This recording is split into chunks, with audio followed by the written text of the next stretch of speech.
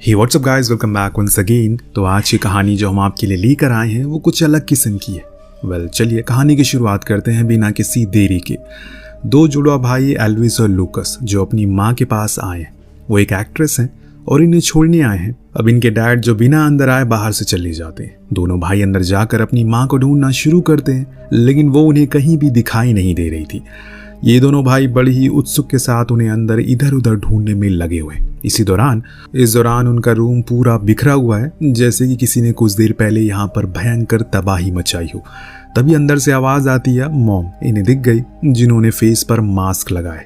वजह पूछने पर पता लगी कि उन्होंने कोई नॉर्मल कॉस्मेटिक सर्जरी करवाई है, उसी की वजह से ये मास्क है। तो ऐसे कोई घबराने की बात नहीं है, पर इन दोनों को तो इस बारे में कुछ पता नहीं है, ना ही इनके डैड को। तो वो इन्हें कहते हैं कि ज़्यादा सोचने वाली बात नहीं है, तुम जाकर आराम करो। इस बीच एलिस के मन में एक क्यूरियोसिटी जाग उठती है। असल में मॉम अभी कैसी लग रही होंगी, सर्जरी के बाद उनका फेस कैसा लग रहा होगा।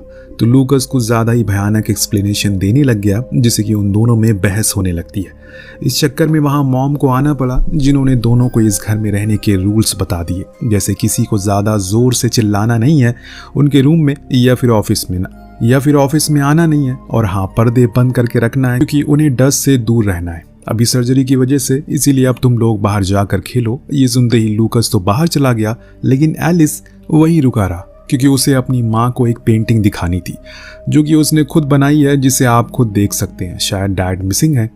बाहर जाकर खेलने के बजाय ये दोनों लगे हुए थे अपने अपने फ़ोन में, जो कि इनके डैड ने इन्हें दिए हैं। अब इसके बाद मॉम के साथ इन्होंने पिक्चर लिया और सोने के लिए चले गए। अब यहाँ इनकी माँ इन्हें कहानी भी सुनाती है, पर एलिस ने उसे रिक्वेस्ट करी कि वो उनका फेवरेट गाना सुनाए, लेकिन दोस्तों वो बिना सुनाए वहाँ से चली गई, जो देखकर एलिस को बहुत बुरा लगा।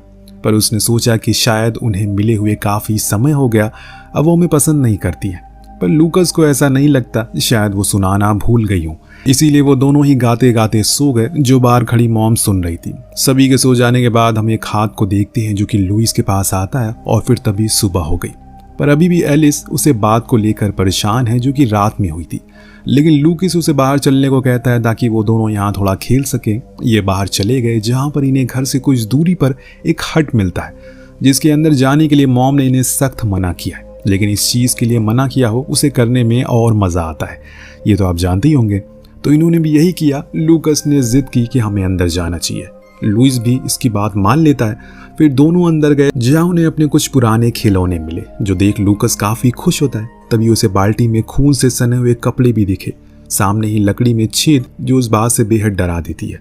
इतनी में उन्हें बाहर से मॉम की आवाज़ आई, वो इन्हें बाहर आने को कह रही है। जब तो सारा गुस्सा लुइस के ऊपर जाकर गिरा, जिसका कहना था कि लूकस ने उसे कहा कि अंदर जाने को, पर उन्होंने उसकी बात एक बार भी नहीं सुना और कहा कि अब उन्हें बाहर खेलना बंद करना होगा। इतना कहकर वो उसे छोड़कर चली गई। इसके बाद एलिस वहीं गिर गया, उसके हाथ में थोड़ी खरोच भी आ गई। अपनी मॉम का ये बर्ताव उसे ठीक नहीं लगा, वो उसे नाराज भी हो गया। वहीं घर जाकर लूकस ने उसकी मरहम पट्टी की और कहा कोई बात नहीं है, शायद वहाँ मॉम का कुछ पर्सनल सामान होगा। लेकिन एलिस के दिमाग में तो वही बाल्टी चल रही थी और वो खून था जो लकड़ी पर लगा हुआ था। उसका कहना था कि शायद वो पेंट होगा, लेकिन बेचारा एलिस तो उसी बात में अभी भी उलझा पड़ा हुआ है। खैर बीच रात उसकी आंख खुल गई, क्योंकि उसे बिस्तर जो गीला कर दिया। वो नीचे जाने लगा, तभी उसने सुना कि मॉम किसी से बात कर रही है कि अब ये सब खत्म कर दो, क्योंकि मुझे अब ये नहीं हो रहा है, क्योंकि मुझसे अब ये सब नहीं हो रहा है। यह एलिस को समझ आ जाता है कि ज़रूर कुछ तो दाल में काला है, या कुछ बात है जो उसकी मॉम उसे छुपा रही है। इतने में उसे एक आवाज़ हो गई, जिसे मॉम को पता लग गया कि कोई तो है। वो फौरन ऊपर गई, लेकिन तब तक एलिस चुपचाप अपने बिस्तर पर चला गया। जब सुबह वो सोकर उठा तो उसे सब कुछ अपने भाई को बताया। कहा कि शायद अब मॉम हमारे साथ नहीं रहना चाहती, क्योंकि वो बदल चुकी है, या फिर वो हमें एक साथ नहीं देखना चाहती। तब मॉम नीचे आने लगी। इतनी में उनका फ़ोन रिंग हो गया, तो वो फिर से ऊपर चली गई। अब ये दोनों भी उनके दूर से बाहर कान लगाकर खड़े हो गए, लेकिन कुछ भी सुनाई नहीं दिया। पर अब एलिस को सुनना था कि उसकी मॉम बात क्या करती है। इसीलिए जब वो नीचे था तो उन्होंने उनके रूम के बेड के नीचे रख दिया एक वॉकी टॉकी, वो भी ऑन करके। इस दौरान उन्हें वहाँ पर ढेर सारी दवाइयाँ मिली। लूकस ने देखा कि उनकी माँ ने उन दोनों के फोटोज़ को उतार कर नीचे रख दिया, जो कि काफ़ी अजीब बात थी। इतने में वो ऊपर आ गई, तो वो फौरन उन्हीं के बेड के नीचे छुप गया। तब उसकी नज़र डस्टबिन पर पड़ी, जहाँ उसकी बनाई हुई पेंटिंग पड़ी थी, जो चीज़ उसे काफ़ी हर्ट करती है। और तभी उसकी माँ ने अपना मास्क हटाया, पर वो सही से देख नहीं सकता उस पर्दे के पीछे क्या है।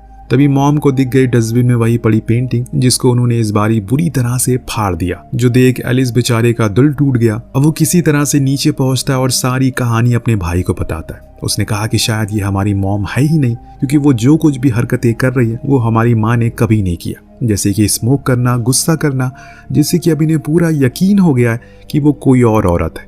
लेकिन लूकस को इस बात से ज्यादा फिक्र नहीं है। अगर वो उसकी माँ नहीं है तो असल में उनकी माँ है कहाँ, फिर ये औरत कौन है, ये सब पता लगाने के लिए अब ये लग गए। जिसमें तो सबसे पहले इन्होंने उसे चोरी छुपे रिकॉर्ड किया, जिसमें इन्हें जूम करके पता लगा कि उसकी आंखें ब्लू है ना कि ग्रीन है, जो कि उसकी माँ की थी। और इसे 40% सच यही साबित हो जाता है कि शायद वो कोई और महिला है। इसीलिए इन्होंने अब अपने डैड को फोन लगाना शुरू किया, लेकिन आज बड़ा ताज्जुब की बात है कि उन्होंने इनका एक बारी भी फोन नहीं उठाया। और इसी पल गेट पर इनकी मॉम पहुंच गई, पर इन्होंने गेट को लॉक कर दिया तो वो बड़े ही प्यार से बाहर आने को कहती हैं, लेकिन ये दोनों गेट खोलने से मना कर देते हैं और अंदर ही रहते हैं। तो वो चली गई। उनके जाने के बाद एलिस अपनी मॉम की कुछ पुरानी वीडियोस को देख रहा था। तभी मॉम ने गेट को खोल दिया और बाहर से अंदर आ गई कि उन्हें चाहिए था इनका फोन, जो मिलने पर उसने उसे तोड़ दिया और कहा कि आगे से ऐसा कभी मत करना, क्योंकि मुझे तुम्हारी फिक्र है। खैर, इस बात में कितना सच है कितना झूठ है ये हमें आगे ही पता लगेगा।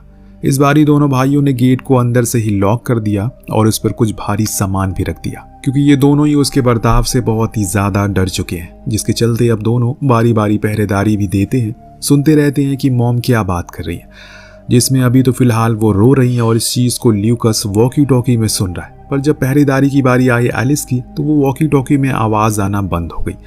अब एलिस वॉशरूम चला गया, पर वापस आते टाइम वो दोबारा मॉम के कमरे में जाता है, जहां उसने देखा कि वो बात में और यही सही मौका है उसके मास्क को हटाने का, जो कि वो करता भी है।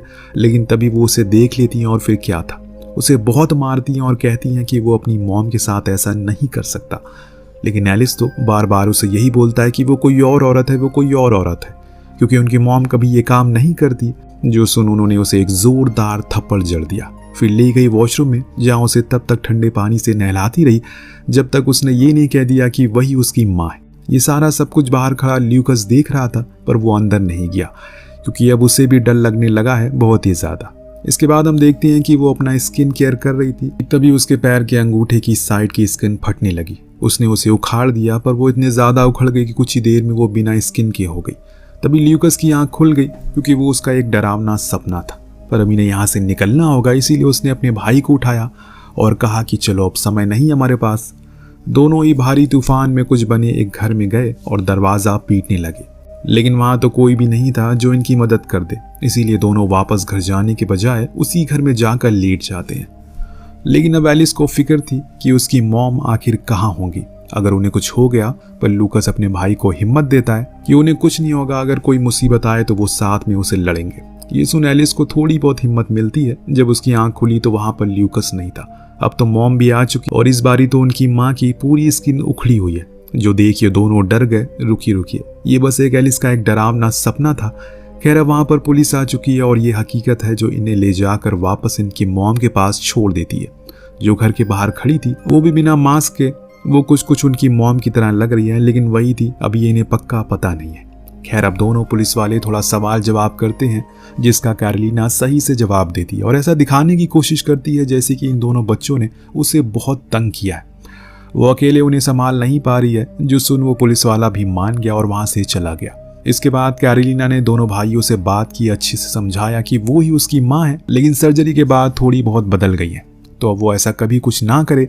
पर इन दोनों भाइयों को तो पूरा यकीन हो चुका है कि ये जरूर कोई और है। लेकिन अब ये यहाँ से बाहर कहीं नहीं जा सकेंगे, क्योंकि इनकी बातों पर यकीन करना, क्योंकि अब बाहर कोई भी इनकी बातों पर यकीन नहीं करेगा। जैसे कि जब पहले इन्होंने पुलिस वालों को बताया तभी उन्हें सब मजाक लगा। तभी इनके पास मॉम आई, जो इनके सामने टफ बनने की कोशिश कर रही थी, लेकिन इन्होंने अपनी आंखें तक नहीं खोली। वो जाकर अपने रूम में खूब रोती हैं।